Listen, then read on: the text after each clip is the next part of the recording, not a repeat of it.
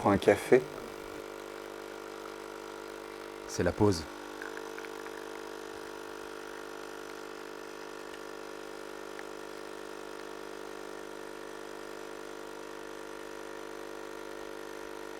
Tu veux faire une pause café aussi?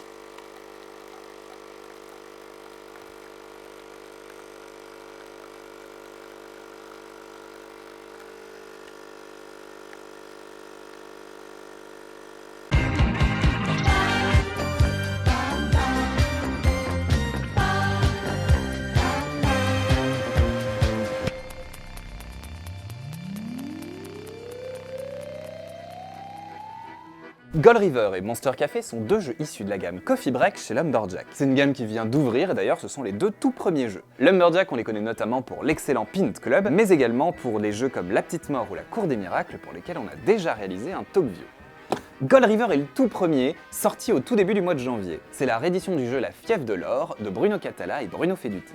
Dans ce jeu pour 2 à 5 joueurs à partir de 8 ans, on incarne des prospecteurs d'or cherchant à devenir la plus grande fortune de l'Ouest. Pour cela, on découvre une série de filons à chaque tour sur lesquels on va pouvoir miser son pécule doré en espérant mettre la main sur le plus gros pactole. On gère tout ça comme des vrais propriétaires du temps jadis, c'est-à-dire à coups d'enchères et de pistolets. Et après, comment dire, on essaye de mettre la main sur des pépites. Chaque mine a une valeur numérique et on va lancer 2 D4 qui vont activer la mine ou pas.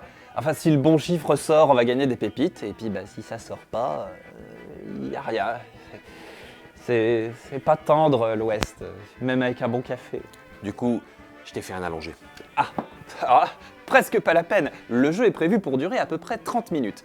Alors c'est sûr que si tu commences à miser, papoter avec les autres, essayer de faire des petites influences, réfléchir à qu'est-ce qui vaut mieux que quoi et margouler comme un fennec, ça va être un petit peu plus long. D'ailleurs, si vous voulez vous en rendre compte, on a une expli et une partie sur notre chaîne secondaire de VOD pour voir un petit peu comment tout ça tourne. Ah bah du coup, un expresso. Alors dans ce cas-là, ça tombe bien, j'ai Monster Café qui sort lui en février 2020.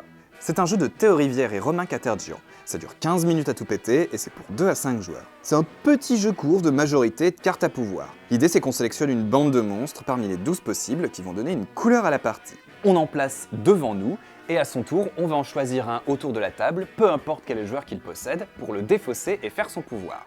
En fin de partie, on va regarder qu'est-ce qui reste devant nous et ça va nous faire des points de majorité par rapport aux monstres qui sont mis au milieu.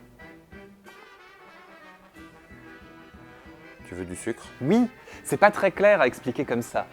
Un peu abstraitement. Mais heureusement, c'est beaucoup plus clair à regarder. Et ça tombe bien, on a tourné des vidéos d'expli et de parties que vous pouvez retrouver sur notre chaîne de VOD. Alors oui, je sais ce que tu vas dire. Arabica. Ce sont deux jeux très différents. En termes de mécanique, univers, complexité, durée de partie, ils sont pas opposés, mais c'est pas exactement la même chose. Même rien que créativement, il y en a un c'est une réédition, l'autre c'est un nouveau jeu. Tu préfères un mélange alors? Pourquoi les réunir au sein d'une même gamme? Est-ce que ça implique quelque chose, une façon de faire différente au point de vue créatif? Bon, alors déjà, Gold River, pour nous, le fait qu'un éditeur vienne à nous sur un jeu qui date d'il y a 15 ans, ça a été à la fois une surprise. C'est qu'on n'avait pas spécialement pensé à chercher un nouvel éditeur. Là, c'est l'éditeur qui vient vers nous, il y a un intérêt, c'est forcément séduisant, ça fait envie. Et il vient avec nous avec un projet. Ce projet-là, ça veut dire que l'éditeur, il va avoir quelque chose qui dépasse le cadre de notre jeu, ce qui veut dire qu'il va y mettre des moyens importants. Et pour un auteur, c'est quand même rassurant d'avoir un jeu qui ne va pas être un jeu de plus chez cet éditeur. Il a intérêt à ce que ça réussisse. Moi, j'avoue que je fais jamais très attention au fait qu'un de mes jeux soit dans une gamme particulière ou pas. Je dirais après, c'est les choix commerciaux des éditeurs. Je comprends qu'ils ont leur gamme, ça permet de dire on essaie de mettre ensemble des jeux qui se ressemblent un peu, qui visent le même public, et puis sinon la même taille de boîte, c'est plus facile à ranger dans les cartons. Je pense qu'on a bien vu 2, 3, peut-être même 4 versions de la gamme d'une manière générale en se disant ok, j'ai une nouvelle idée, l'objet ça va ressembler à ça, c'est à ça que ça va ressembler, ou j'ai une nouvelle idée, l'objet il va ressembler à ça. Pour le coup, j'ai moins d'expérience que Bruno, et je suis peut-être des fois un poil moins impliqué, mais j'avais plutôt tendance à dire trop bien, ça va être trop chouette quoi. Il recueillait des avis un peu plus structurés que les miens pour revenir derrière vers une amélioration, et je faisais trop bien, c'est encore mieux qu'avant. Puis après, il avait d'autres avis, et puis à la fin, il a eu un truc qui était vraiment trop chouette. A priori, je suis plus le seul à le dire, donc ça veut dire que c'est vraiment bien. On a la chance et à la fois la responsabilité d'ouvrir la gamme. Clairement, sur un nouveau projet, si on me dit que tu vas être le 4e jeu de la gamme, ça me fait pas forcément triper. Est-ce que la gamme, elle existera encore si les premiers n'ont pas réussi suffisamment? Et en même temps, ouvrir la gamme, eh ben, c'est une responsabilité parce qu'il faut que sur cette gamme-là, ça fonctionne. Je suis content. Je suis content qu'il revienne, c'est un jeu que j'aime beaucoup. C'est donc sans doute le deuxième jeu qu'on avait fait avec Bruno après Courrier de la Reine. Je pense que ça mêlait le côté un peu calculatoire qu'aime beaucoup Bruno, et moi qui étais plus dans les méchancetés, les coups de pute, etc. Donc c'est un peu là-dessus qu'on s'est retrouvés. Quand on nous a proposé de le rééditer, on nous a laissé vraiment carte blanche sur ce qu'on voulait faire. Aujourd'hui, quand je retravaille un jeu d'il y a 15 ans, de toute façon, il y a un impératif toujours, c'est il faut que ça soit plus court. Là où il y a 15 ans on jouait 1h30, aujourd'hui on joue 1 heure. Et puis après il y a tous les bricolages de toutes les petites cartes actions, etc. Où d'une part, il y en a qui étaient dans la version d'avant et puis on dit ouais non mais finalement ça c'était pas très drôle, on va la virer. Puis en 15 ans on a des idées, changement du format de dés. Parce qu'on avait mis 2 dés, voilà, pour à l'époque il y a 15 ans, des dés c'était des trucs où il y a 6 faces qui font 1, 2, 3, 4, 5, 6. Mais en fait le jeu est beaucoup plus intéressant avec des dés qui ne vont que de 1 à 4 et avec donc une courbe de Gauss qui est un peu plus aplatie. C'est Antoine qui est venu me chercher pour que je sois le co-auteur de Romain, ce qui est assez inhabituel. Il m'a écrit pour me dire « Ah bah je te connais un peu », parce que je me connais un peu forcément, et j'ai bien vu comment Romain fonctionnait, et à mon avis vous pourriez bien vous entendre. Donc si ça te dit, je vous mets en contact et vous essayez de bosser ensemble sur ce jeu. Donc la première chose qu'on a fait avec Romain, c'est qu'on a papoté par Facebook pour se dire « Ah bah voilà, ton jeu il en est là, mais est-ce que si moi je m'insère dans le truc, ça t'embête, comment ça se passe, etc. » Il s'est avéré que Antoine ayant une bonne lecture des personnalités des gens, effectivement on s'est très vite bien entendu avec Romain, que ça a bien matché créativement et au niveau de nos caractères aussi, et donc j'ai commencé à bosser dessus. Du coup, si on se pose la question de pourquoi mettre Monster Café et Gold River dans la même gamme, on en arrive en fait à se poser la question « C'est quoi une gamme? Qu'est-ce qui motive à créer une gamme? Qu'est-ce qui pousse une décision éditoriale à réunir des jeux pourtant différents sous un même label particulier? » La gamme Coffee Break est née, le tout premier jeu qui a fait écho, où j'ai voulu créer une gamme et que c'était vraiment le type de jeu que je voulais mettre dans cette gamme. C'est Peanut Club, c'est un jeu d'Henri Carmarek. C'est vraiment le jeu familial, le jeu que je peux sortir avec mes amis. Parce qu'en fait, les amis qu'on voit le plus souvent ne sont pas des gros joueurs. Et je me suis dit, quel jeu je peux leur proposer, et le fait de chercher ces jeux-là chez d'autres éditeurs a fait que je me suis posé de réelles questions en fait sur l'intérêt peut-être d'une gamme qui réponde à ce besoin-là. Une gamme de jeux, c'est d'abord la volonté de créer un label, une marque, une entité remarquable et remarquée. Le tout lié par une sorte de fil rouge. C'est un peu comme une plus petite maison d'édition au sein d'une maison d'édition. Par exemple, Coffee Break, la thématique de la pause café. Ce moment en entreprise où les collègues se retrouvent avec peu de temps et peu d'espace. Et pour des jeux qui vont prendre peu de temps et peu de place physiquement. Le tout forme un ensemble cohérent autour de la volonté de rassembler des gens pendant la pause café, pendant un moment de détente. Ce lien n'est pas toujours évident à trouver de prime abord. Je voulais prendre un élément qui a marqué notre passé, notre culture commune. C'est passé par peut-être une canette qu'on pouvait ouvrir. C'était parfois, je suis même allé sur des boîtes de céréales. La gamme est passée par plein d'états. Parfois, il y avait d'énormes défauts qui ont fait qu'on n'est pas resté dessus. On est resté très longtemps sur le format VHS. L'idée de la boîte VHS, c'était de raconter une histoire. On ouvre la boîte et puis au lieu d'ouvrir un film, en fait, on va se raconter une histoire avec un jeu. Et le problème de la gamme VHS, qui est resté pendant vraiment plusieurs mois, c'est qu'on avait un super concept pour les 3-4 premiers jeux. Mais là, pour le coup, déjà avec une gamme, on se ferme les portes. À partir de 3, 4, 5 jeux, on ferme tout et puis on peut pas aller plus loin, quoi. Donc il fallait quand même quelque chose de plus ouvert. Et puis naturellement, on est venu sur le jeu qui se joue quand même pas sur le pouce, mais c'est un jeu qu'on peut sortir, qu'on puisse jouer après un dîner. On va pas prendre toute la soirée.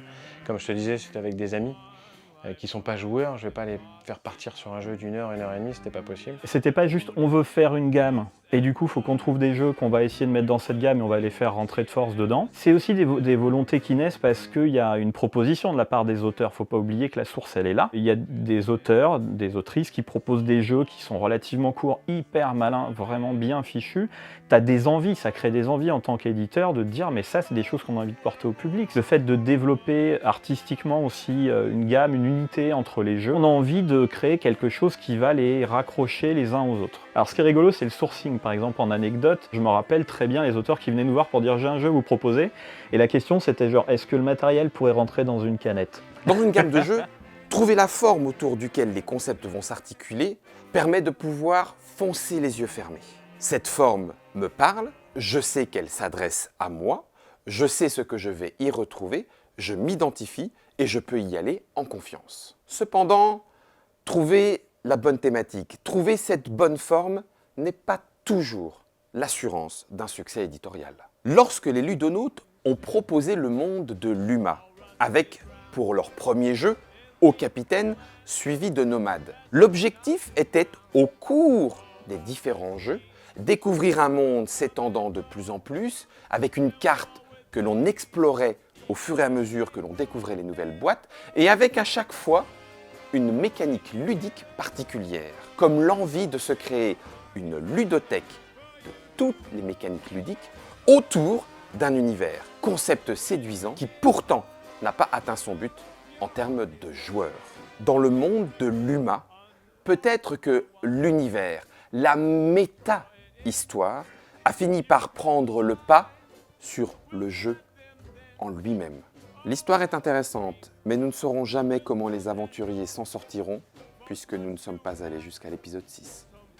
La gamme des mini-games chez Yellow repose sur un concept plus simple. Des petits jeux, aussi bien en taille qu'en durée, qui se jouent et s'emportent facilement. Tout simplement. Ils partageaient initialement un point commun avec une autre gamme, la gamme Contes et Jeux, chez Purple Brain. Une gamme où la thématique autour des contes transposés en jeu est une thématique forte. Et ce point commun est la numérotation. Commencer, puis abandonner. Pas commencer avec le numéro 3, il y avait le 1 et le 2. Abandonner pourquoi ? Lorsqu'il y a une numérotation, l'aspect collection de la gamme semble important. Et pourtant, le jeu l'est plus encore. Et quand un jeu ne trouve pas complètement son public, alors il se crée des trous. Et les questions fusent. Où peut-on trouver le numéro 2 ? Est-ce qu'il y a le tome 7 ? Pourquoi le Gaston numéro 5 n'existe pas ? Est-ce que Peanut Club va réapparaître dans la gamme Coffee Break ? Potentiellement à 95%, oui. Donc Peanut Club va avoir un format différent, il faudrait que ce soit un format plus international, puisque la gamme a été travaillée aussi comme ça. Le contenu de la boîte est international. L'idée, c'est qu'on va enlever peut-être les petites jokes qu'il y avait à la française, etc. Mais ouais, complètement. Ouais. Et il y a peut-être en plus un bonus dedans qui serait un mode par équipe qui coûte rien à faire, que Xavier a pensé pendant les salons et qu'il a mis en place pendant les salons, qui marche super bien. Je compte même plus s'il y avait plus d'hommes ou plus de femmes. J'ai l'impression de faire jouer tout le monde en fait quand je fais jouer sur salon. Le 25-35 ans, il s'est ouvert à beaucoup plus 25-45. Il y a des familles. Il y a aussi beaucoup de gens qui viennent jouer en couple. Donc évidemment, nous en tant qu'éditeurs, on est aussi à la recherche de quelque chose qui va convenir aux gens qui vont jouer nos jeux. Ça ne veut pas dire qu'on va adapter les jeux qu'on nous propose pour le public. Ça veut dire que juste, les gens viennent rechercher quelque chose qu'ils vont pouvoir prendre en main rapidement, avec lequel ils vont pouvoir passer un bon moment, avec lequel ils vont pouvoir avoir l'impression d'avoir vécu aussi une partie où ils n'auront pas subi les règles du jeu ou pas juste posé des trucs pour voir comment on compte à la fin, mais ils auront participé, ils auront pu approfondir leur jeu. Il faut voir qu'on reste encore à notre niveau dans un milieu de passionnés. Et que quand l'éditeur il choisit de faire ça, c'est parce que ça le fait triper, c'est parce qu'il en a envie. Une gamme, c'est donc un travail long et complexe. Il faut travailler à la fois le concept de la gamme, penser son public, voire presque l'hyper spécialiser, tout en restant très large dans la proposition ludique, sans se répéter. Il faut apporter le travail d'édition qualitatif à chaque jeu en tant qu'entité propre, unique, tout en l'entrelaçant dans les règles de l'univers établi pour la gamme, en le raccordant tout à la fois aux autres jeux, venus ou à venir. Il faut sans cesse travailler le jeu et la gamme, aller-retour incessant, double charge de travail. Et il faut, qui plus est, se méfier de ses propres ambitions, de la fausse bonne idée, du jeu de trop, du cadre trop enfermant, voire même du faux départ.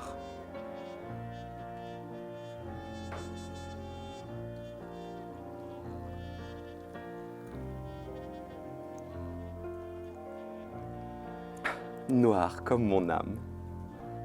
Pourtant, quand une gamme marche, c'est un gage de qualité en soi. Un peu comme un auteur que l'on suit, un artiste fétiche ou une maison d'édition dont on admire le travail et le propos.